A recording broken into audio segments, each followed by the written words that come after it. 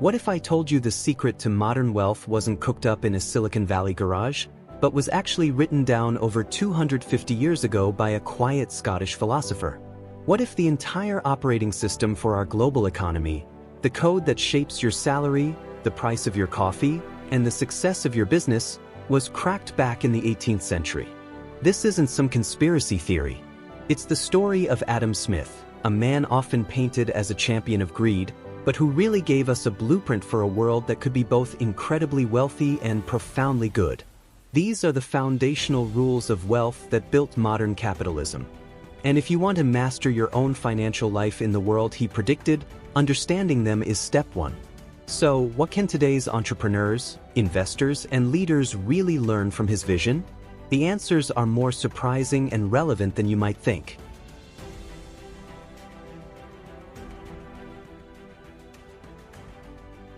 First, to understand the rules, you have to understand the man. Adam Smith, born in Scotland in 1723, wasn't an economist, at least, not as we think of them today. The field didn't even exist yet. He was a moral philosopher, a major player in the Scottish Enlightenment, which was this revolutionary burst of intellectual discovery. He was a thinker, a teacher, and a friend to other brilliant minds like the philosopher David Hume.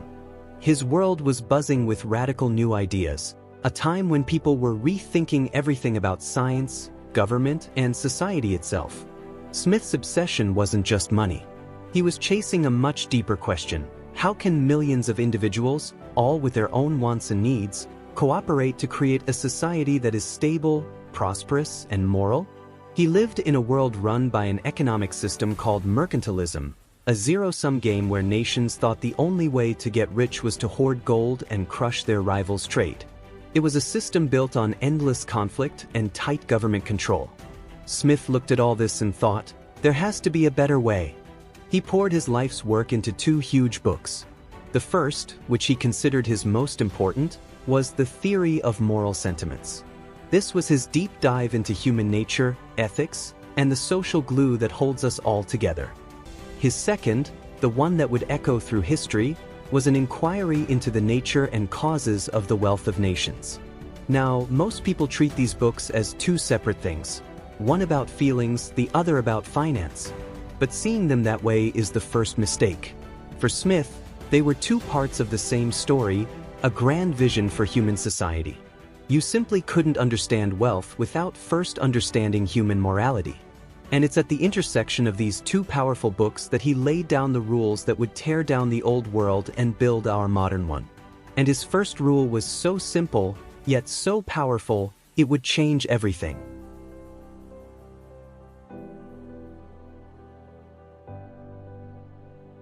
The first rule is the engine of all modern productivity, the division of labor. It sounds a little academic, but it's a principle you see in action every single day. In The Wealth of Nations, Smith introduces this idea with a now famous example, a pin factory. He observed that a single, untrained worker trying to make one pin from scratch would be lucky to produce even one pin a day. The process was just too complicated. You have to draw the wire, straighten it, cut it, grind the point, attach the head, about 18 different steps. But Smith noticed, in a small workshop where just 10 workers divided up those tasks, they could crank out an incredible 48,000 pins in a single day. That's an average of 4,800 pins per worker. The jump in productivity was explosive. But Smith pointed to three reasons. First, doing one task over and over makes you incredibly fast and skilled at it. Second, it saves time, since workers aren't constantly switching tools and tasks. And third, it sparks innovation. A worker focused on one simple job is far more likely to invent a machine or a shortcut to make that one job even easier. This wasn't just a theory about pins, it was a universal law for creating wealth. Think about the device you're watching this on. No single person on Earth knows how to make a smartphone. The design happens in California, the glass is developed in Kentucky, the processors are made in Taiwan, and it's all assembled in China. This is the pin factory on a planetary scale, a global network of thousands of companies, each specializing in one tiny piece of the puzzle. This rule shows us that wealth isn't created by working harder, but by working smarter, by breaking down complex problems and letting people, and even whole countries, focus on what they do best. But Smith also saw a dark side here. He worried that a man who spends his entire life on a few simple tasks could become, in his words, as stupid and ignorant as it is possible for a human creature to become. His solution? He was a huge advocate for public education, funded by the government, to make sure that even as work got more specialized, the minds of workers would stay sharp and curious. So, if specialization is the engine, what's the fuel? That brings us to his most famous and most misunderstood rule.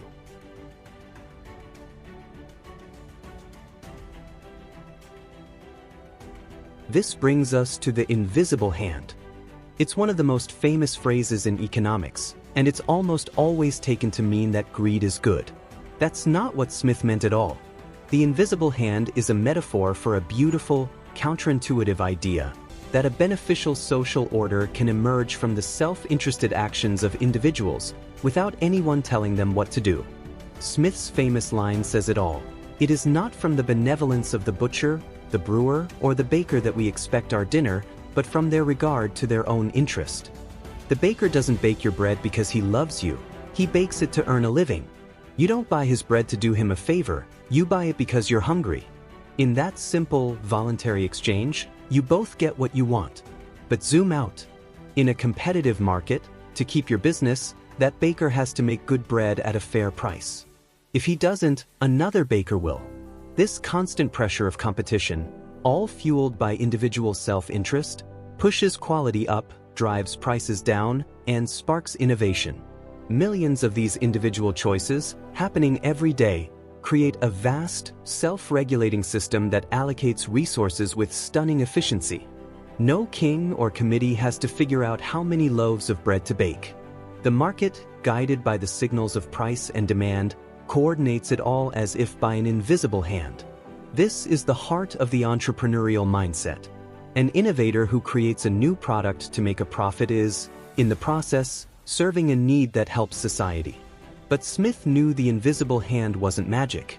It fails when there are monopolies, which he hated, or when there are externalities, like pollution, where someone else pays the price for your actions.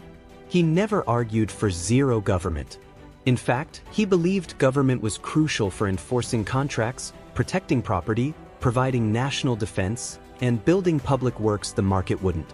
The invisible hand needs a fair and stable playing field to work its magic. But on that field, it unleashed a power the world had never seen. This led Smith to his third rule, which scaled this idea up for the whole world. By the way, if you're enjoying seeing how these historical ideas connect directly to our world today, do me a favor and hit the like button and subscribe to History's Wealth Playbook. We dig into the past to give you an edge on your future.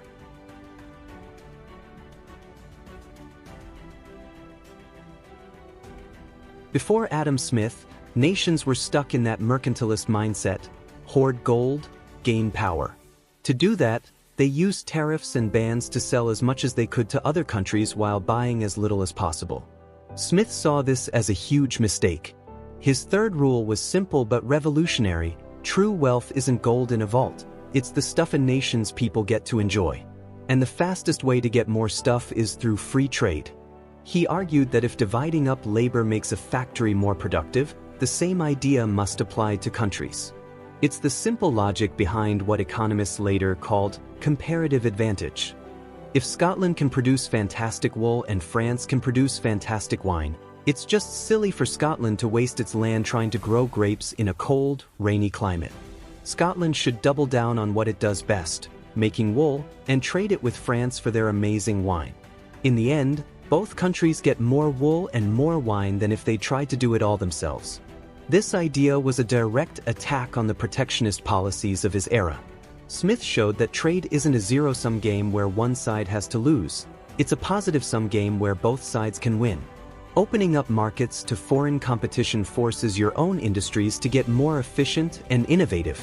It gives everyone access to more goods at lower prices, which raises the standard of living for all. Today, we live in a world built on this exact principle. The modern container ship is basically Adam Smith's free trade rule made real. The global supply chains that bring you coffee from Colombia and electronics from South Korea are a direct result of this powerful idea. But it was Smith's final and most overlooked rule that gave this whole economic machine its soul, the one that protects it from its own worst impulses.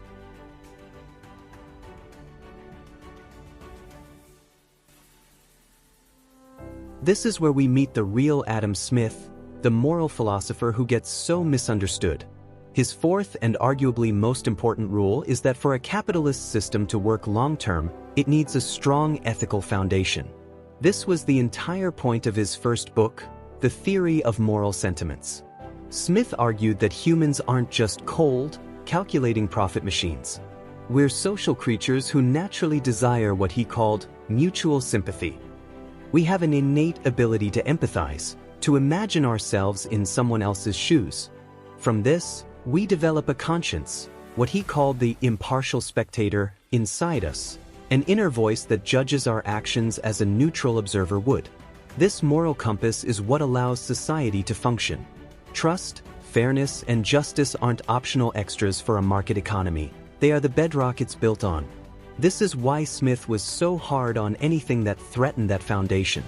He saved his most savage criticism for monopolies. He knew that when businesses get together to kill competition, they destroy the very thing, the invisible hand, that aligns their self-interest with the public good. He wasn't against big business. He was against business rigging the game. He believed that real, honest competition was the best check on corporate power. So, let's tie this all together. Adam Smith's rules aren't a love letter to selfishness. They're a sophisticated system for how human beings can cooperate and prosper together. Rule number 1, the division of labor. Specialize to unleash insane productivity. Rule number 2, the invisible hand. Channel self-interest through fair competition to serve everyone's needs. Rule number 3, free exchange. Trade openly, because cooperation, not hoarding, is how nations get rich.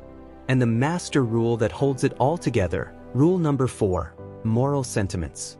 Ground everything in ethics and justice, because trust is the ultimate currency.